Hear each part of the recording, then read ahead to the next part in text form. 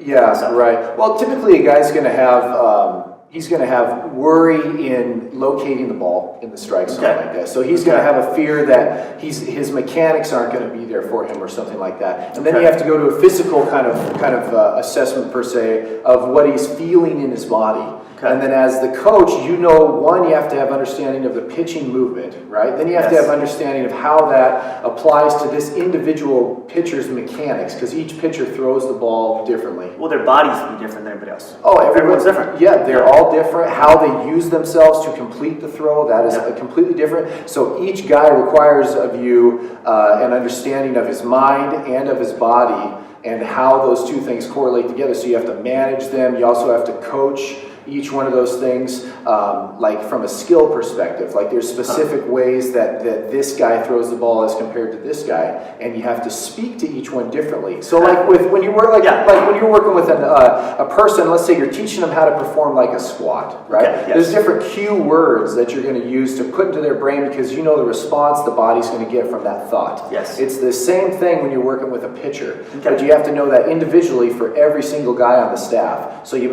have to, so language for oh my gosh, I have to keep a book for every single one of these guys. So you got 15 different files per se of each person. Every time you make a trip to the mound, you have to pull out that file in your mind and speak to them from that position.